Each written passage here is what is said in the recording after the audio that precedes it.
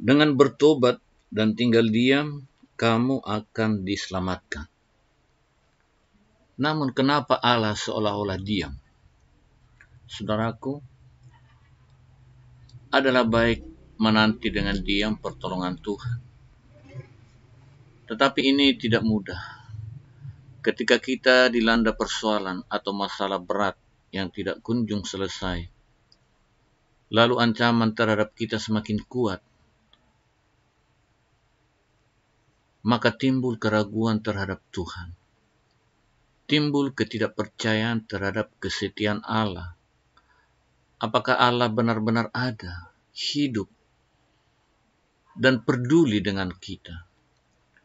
Hampir semua orang Kristen yang diproses Tuhan mengalami masa-masa seperti itu. Bicara mengenai Tuhan yang Maha Kuasa, Maha Kuat, tetapi kita sendiri mengalami masalah yang tidak kunjung selesai. Masalah ekonomi, masalah keluarga, pekerjaan. Kadang kita merasa Tuhan terlambat menolong kita. Tetapi sejatinya Tuhan tidak pernah terlambat. Namun Tuhan juga tidak buru-buru. Tuhan tepat waktu menolong kita. Tuhan pasti menolong. Ingat yang terjadi di Yohanes 11 mengenai Lazarus yang sakit. Tuhan diberitahu bahwa Lazarus sakit. Namun Tuhan tidak segera datang. Akhirnya Lazarus meninggal.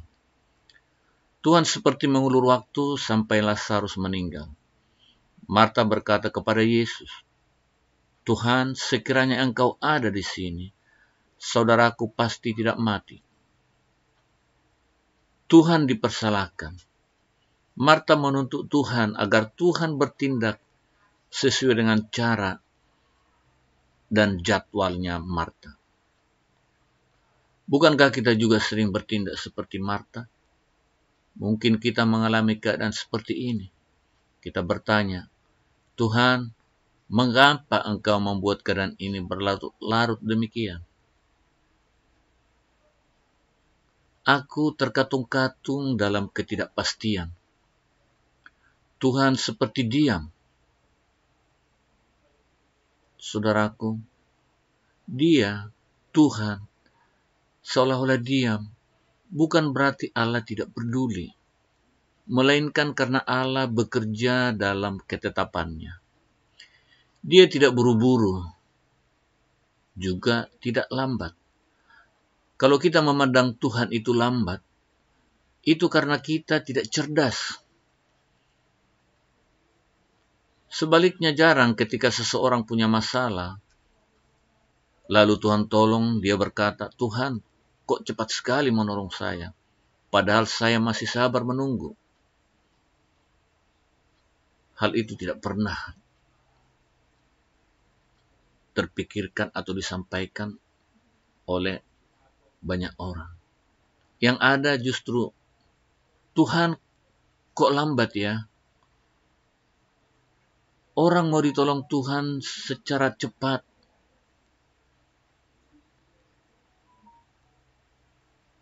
Padahal Tuhan memiliki jadwal dalam pergumulan hidup yang kita hadapi. Tuhan punya rancangan-rancangan untuk mengubah kehidupan kita.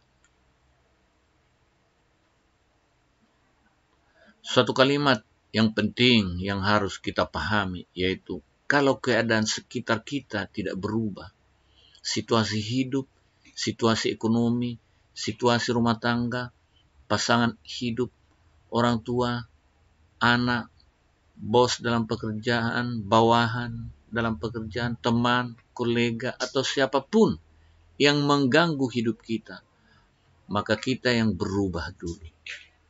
Jangan menuntut keadaan dan lingkungan kita berubah. Jangan menuntut orang lain berubah, sementara kita sendiri belum berubah. Kalau Tuhan mengizinkan suatu keadaan terjadi di dalam hidup kita, Tuhan mau proses kita. Maka kita harus mengerti apa yang Tuhan kehendaki dalam hidup kita melalui pergumulan itu.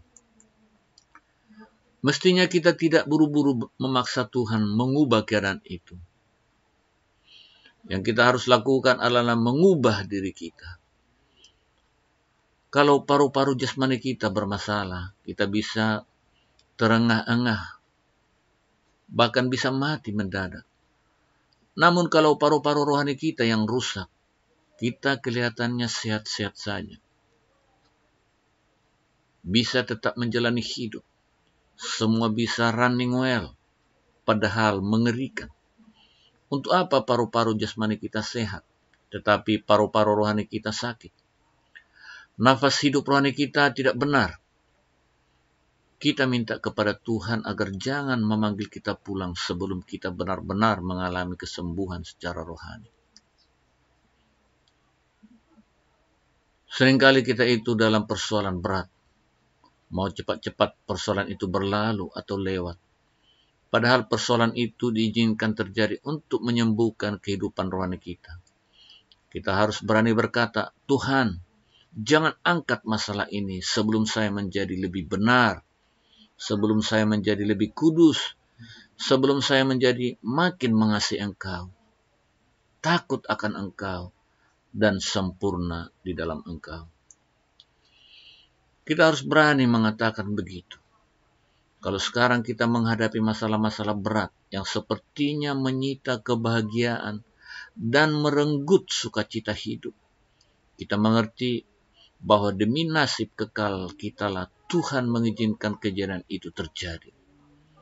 Jadi kalau kita mengaku percaya Tuhan, itu berarti kita juga mengaku mempercayai kebijaksanaannya. Apa yang Tuhan izinkan kita alami, itu mendatangkan kebaikan. Kita tidak boleh sok tahu, sok pintar, sok cerdas.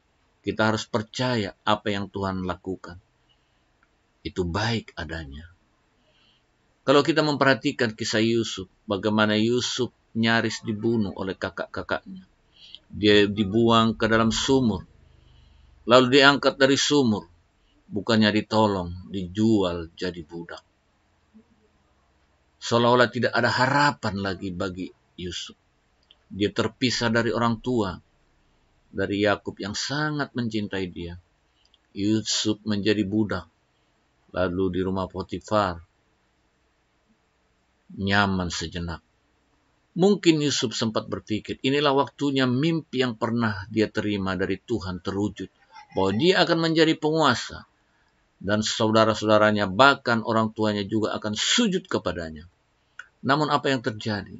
Justru nasib Yusuf makin memburuk.